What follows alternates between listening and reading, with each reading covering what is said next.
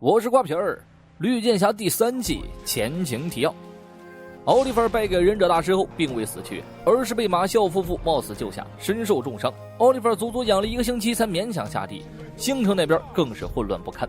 没了绿箭侠这个恐怖的存在，罪犯们个个成为了法外狂徒，更有砖墙这个点满防御属性的领头人。几周时间转瞬即逝，奥利弗担心星城难危，打算带伤回归。这个节骨眼要是让他回去了，半路病发，可就没人能帮他了。塔苏也知道自己欧不过他，自当年少妇一死，这对夫妇的生命已经失去了灵魂。对于他们而言，隐于市是最好的归宿。告别挚友后，奥利弗踏上了归家之路。星城由于砖墙的强势，政府已经撤离了贫民区的所有警力，平民区的百姓更是水深火热，没了经济来源，还要上交保护费。贫民区出身的罗伊则是肩负起了保卫家乡的重任。这段时间，他和罗若组队端了不少砖墙的据点，可这仅仅是冰山一角。每天同步发生了那么多的劫案，若不解决掉上头的砖墙，下面的马仔根本清不完。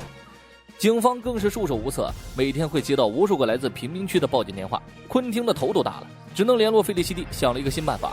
市长不让警方去，却没有规定昆汀不能去帮绿箭小队。昆汀秘密会见军火库罗伊，第一眼就知道这货是罗伊，红兜帽，爱射箭。你以为你穿上皮套我就认不出你了吗？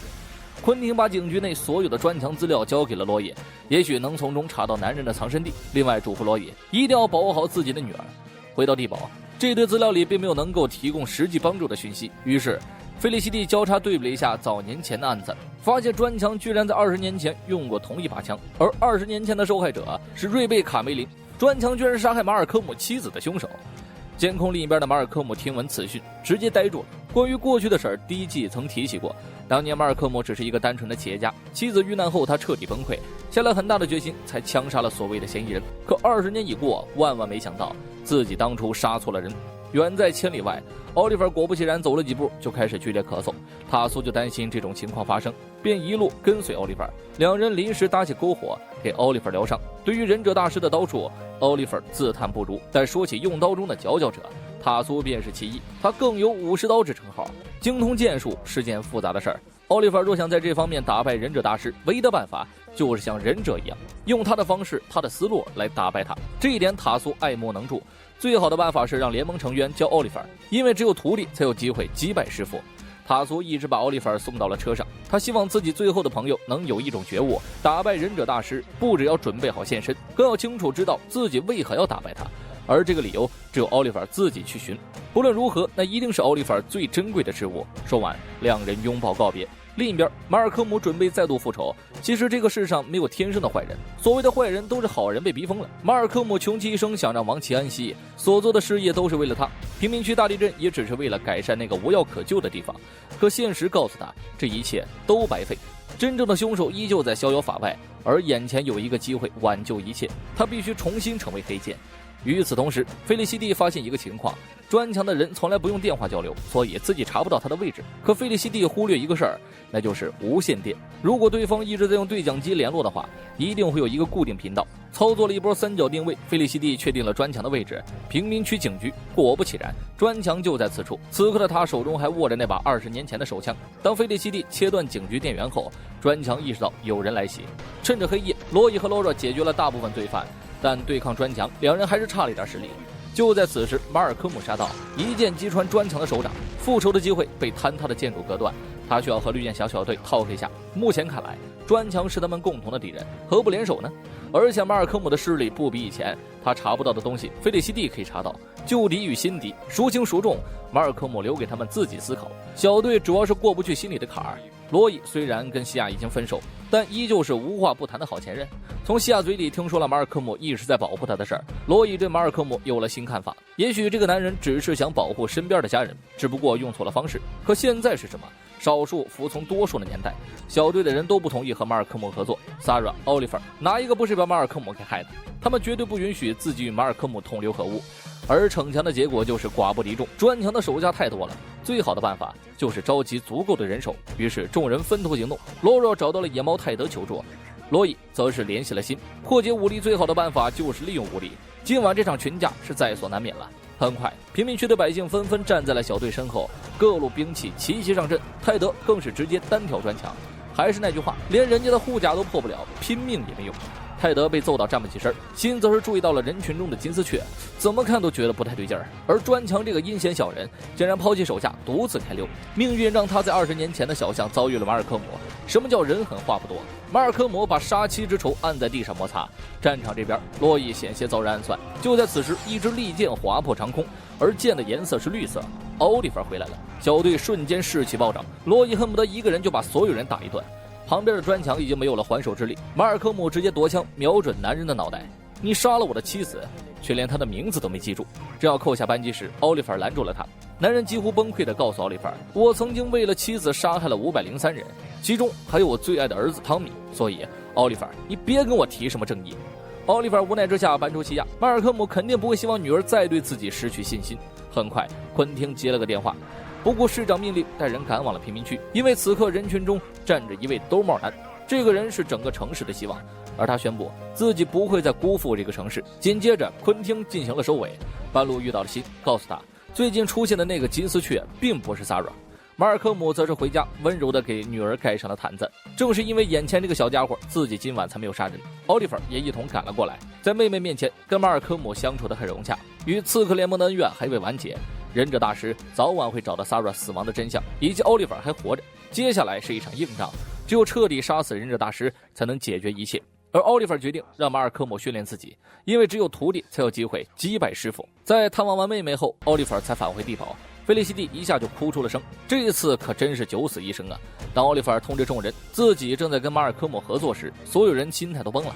几个小时前，他们才投完票，决定不去相信马尔科姆，结果奥利弗已经和他搭上线了。菲利西蒂刚刚的开心瞬间变成了愤怒，他这近1个月来都没睡过好觉，每天都在幻想睁眼能看到奥利弗。可如今奥利弗回来了，却选择和马尔科姆同流合污。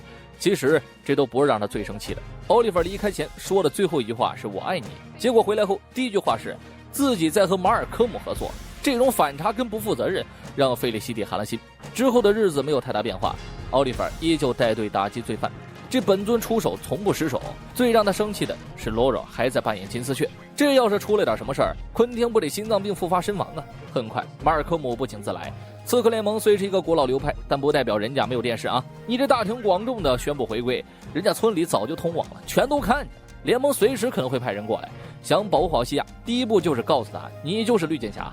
这话不假，如果让西亚知道哥哥至今还有事情隐瞒，那女孩可能就还会离家出走。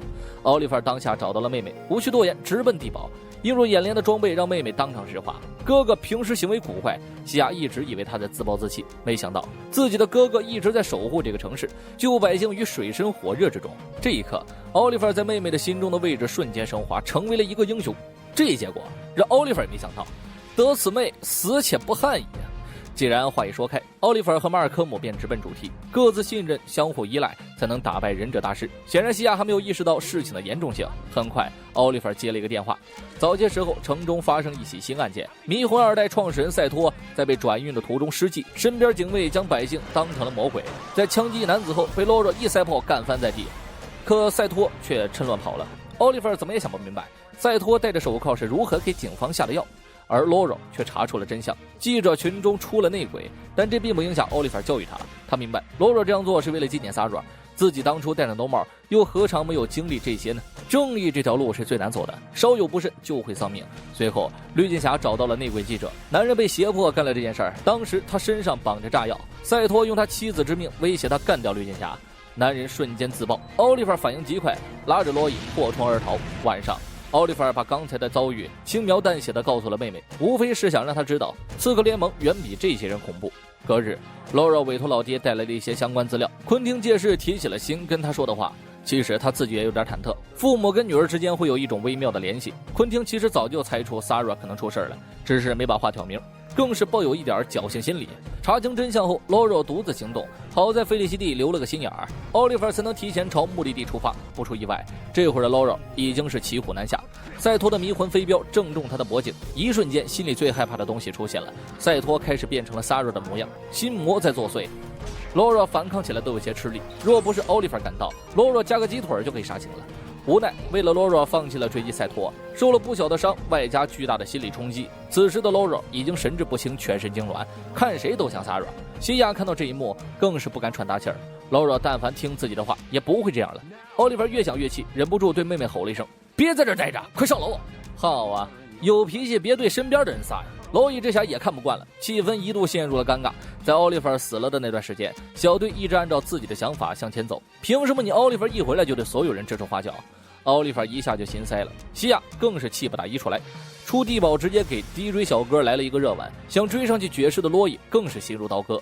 从头到尾，迪哥没说一句话，他知道自己兄弟的为人，大家都是成年人，有资格为自己做出选择。他只知道，一旦选择了这条路，就要接受这条路上的所有走向。很快，罗若醒了过来，在他中了迷魂之后，反复听到妹妹说自己是个冒牌货。也许他不应该刻意成为金丝雀，而是成为一个自己渴望的存在。另一边，西亚跟小哥翻云覆雨之后，想来杯酒压压惊。这小哥看似人畜无害，却在西亚最放松警惕的时候往酒里下毒。常年跟着马尔科姆混，还能分辨不出这种阴招。西亚当即掏出水果刀刺向小哥。原来这货一直都是忍者大师的部下，接触西亚只是为了了解真相。正牌男友破门而入，可洛伊并未接受过联盟般的训练，没有办法完全碾压男人。片刻之后，马尔科姆也杀到，这一刻有点同情小哥，惹了个靠山王，横竖都是一死。小哥直接吞药自尽。这些事儿，奥利弗他们还没有来得及得知，因为赛托又开始行动了。随后，奥利弗跟迪哥相视一眼，走到罗若身边说道：“此刻起，你正式成为绿箭侠小队成员。”赛托这边请了个低配版绝命毒师，在开发迷魂。看着攻来的绿箭侠，男人掏出一瓶3氟化氯，这东西可怕到不仅有毒，还易燃，一小瓶下去，整个厂房都濒临爆炸。即使这样，奥利弗还是选择先救被掳来的研发人员。再一转眼，劳若早就没了影儿。因为他一路追向了赛托，男人故技重施，又是一发迷魂飞镖，劳若又中招。这次眼前的人依旧是 Sara， 片刻之后化成了昆汀。父亲指责他为什么不告诉自己 Sara 已经死了。有时候一个认同就能让一个人的心智变得强大，劳若就是如此。在他奋力反抗击败赛托之后，仿佛看到了妹妹欣慰的笑容。奥利弗同样感到骄傲，却因为一个电话冷了脸。暂且不提奥利弗，劳若直奔警局找到父亲。